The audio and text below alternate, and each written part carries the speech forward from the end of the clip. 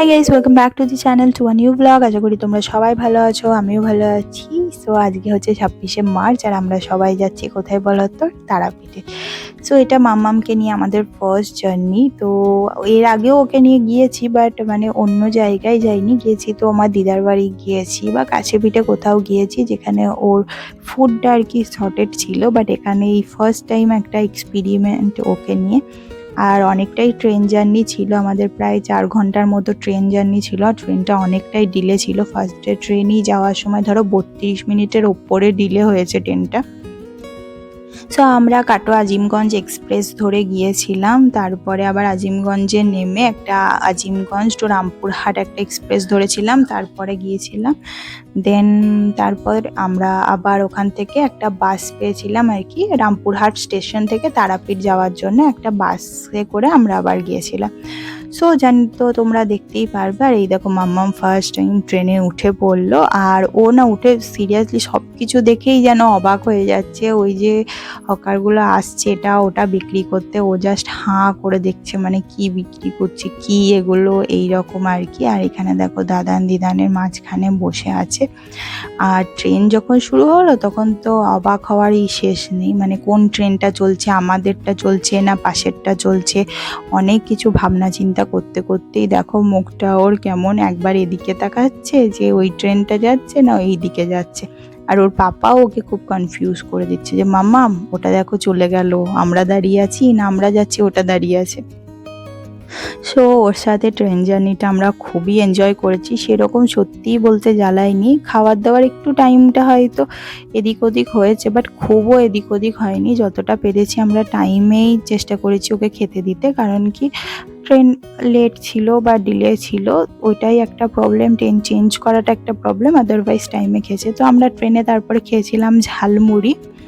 আর ঝালমুড়িটা সসও ছিল, খুব একটা ভালো ছিল না, যেহেতু অনেকটা জানি সেহেতু বাবা বললো কিছু খেয়ে নে, আর খেতে সিরিয়াসলি ভালো ছিল না। তারপরে একটা ঘুগনি খেয়েছিলাম, ঘুগনিটা খেতে খুব ভালো ছিল। আর এখানে দেখো মাম্মা উঠে উঠে দেখছে এখান থেকে যে, তো আমরা আমাদের ট্রেন জার্নিটা খুব এনজয় করেছি। আর তারপরে একটা বাস চেঞ্জ করতে হয়েছিল রামপুরহাট স্টেশন থেকে, সেই বাস জার্নিটা শ্যুট করতে পারিনি জাস্ট বিকজ মাম্মাম ও ছিল আমাদের কোলে আর আমি একা ভিডিও করছিলাম, সেহেতু আর কি শ্যুট করা যায়নি। যতটা পেরেছি আর কি শেয়ার করেছি। আর এখানে দেখো আমি ওকে ডাইজেস্টিভ কুকিজ দিয়েছিলাম, যেহেতু অনেকক্ষণ আর কি না খেয়ে থাকবে সেহেতু ওকে দিলাম। তারপরে হোটেল রুমে এসে আমরা ফ্রেশ হয়ে এখন বেরিয়ে পড়েছি আর যাচ্ছি পুজো দিতে। আমরা সবাই স্নান টান করে রেডি হয়ে একদম পুজো দিতে বেরিয়ে পড়েছি। আর এখানে দেখো বাবা আমাদেরকে গাইড করে নিয়ে যাচ্ছে। আর আমরা যে হোটেলে ছিলাম না, ওখান থেকে তারা মায়ের মন্দিরটা খুবই কাছে সিরিয়াসলি। তো খুব ভালো হয়েছিল, আমাদের যখনই মন হচ্ছিল তখনই চলে যাচ্ছিলাম। আর ওখানে না পুজো আমাদের ইচ্ছা ছিল আর কি, যে ওখানে দাঁড়িয়ে লাইনে দাঁড়িয়ে পুজো দেবো, বাট লাইনে 300 টাকা আর 500 টাকা লাইন আছে। আর 300-500 টাকার লাইনটাও সেই বিশাল লাইন, মানে তোমাদেরকে আমি দেখাচ্ছি কিছুক্ষণ পরে যে কতটা বড় জাস্ট লাইন পড়েছে। ওই দেখো টোটালটা পিছনে লাইন পড়েছে। তো যেহেতু মামাম ছিল, বাবা বললো পরে কোনো টাইমে এসে মায়ের কাছে দাঁড়িয়ে পুজো দিয়ে দিস, এখন নর্মালি এখান থেকেই পুজো দিয়ে দে।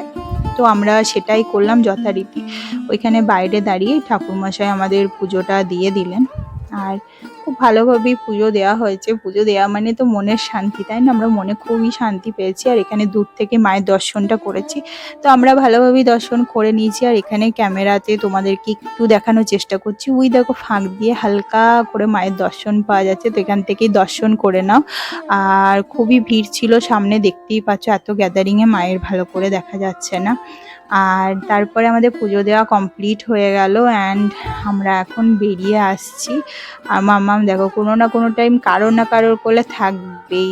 আর এই দেখো মন্দিরে কত ভিড় দেখতে পাচ্ছ, পুরোটাই ক্রাউডেড, কিন্তু জানো তো এত ক্রাউডনেসের মধ্যেও খুব একটা শান্তি আছে। এই উপরে টোটালটাই ওই 500 টাকার লাইন, ফ্রি লাইন আরও আলাদা, আরও অনেক লাইনে দাঁড়াতে হয়। তো আমরা এবারটা করলাম না, নেক্সট টাইম করবো। আর আমার মতে বলে তোমরা যদি ভোরবেলার দিকে আসো না, তো অনেক ফাঁকায় তোমরা পুজো দিয়ে দিতে পারবে, জাস্ট একটুখানি দাঁড়ালেই তোমাদের পুজো হয়ে যাবে। এবার মাম্মামের জন্য আমাদের ভোরবেলা আসা পসিবল ছিল না, নাহলে প্রত্যেকবার যখন আমরা ছোটোবেলায় আসতাম তখন আমরা ভোরবেলায় পুজো দিয়ে দিতাম।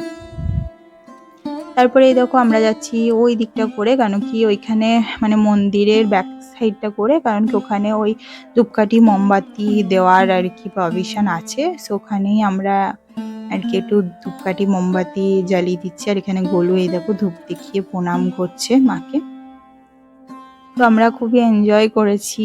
আর ওই দিনকে না কোনো কষ্টই হয়নি, রোদ ছিল বাট সেরকম গরম ছিল না, কষ্ট একদমই হয়নি। খুব ভালোভাবে আমাদের দর্শন হয়ে গেছে, খুব ভালোভাবে আমরা ঘুরেছি ফিরেছি আর কি।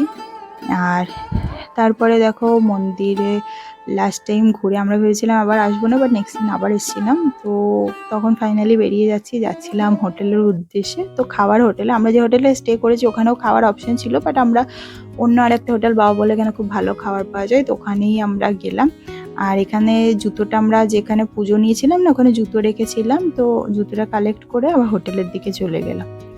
আর এই দেখো এখানে আমরা ফিশ থালি নিয়েছি। ফিশ থালি ছিল 160 রুপিস করে। অ্যান্ড খাবার দাবার খুব পরিষ্কার পরিচ্ছন্ন অ্যান্ড খুব টেস্টিও ছিল। সিরিয়াসলি আমাদের খেয়ে কোনো প্রবলেম হয়নি। বাইরের খাবার অতটা ভালো লাগে না, বাট এটা একদম পুরো বাড়ির খাবার লাগছিল। তো তারপরে খাবার দাবার খেয়ে আমরা একটু ঘোরাফেরা করলাম মার্কেটে। তো মাম্মাম শপিং করেছে, আমরা কিন্তু এখন একটাও কিছু বইনে করিনি। তারপরে একটু ভিউ দেখতে দেখতে আমরা যাচ্ছিলাম হোটেল রুমে, কারণ কি মাম্মামকেও খাওয়াতে হতো। আর তারপরে আরও অনেক প্ল্যান্স ছিল, যেমন মামা খেপার বাড়ি যাব, তারপরে শ্মশান যাব, সেগুলো আসবে নেক্সট ব্লগে। তো তোমরা তার জন্য সাবস্ক্রাইব করতে যেন ভুলো না। তো ভিডিওটা যদি ভালো লাগে please to like comment share. আর যারা নতুন চ্যানেলটা ভিজিট করছো প্লিজ সাবস্ক্রাইব করে দিও। দেখা হবে তোমার সাথে নেক্সট একটা ইন্টারেস্টিং ব্লগে। ততক্ষণের জন্য টাটা।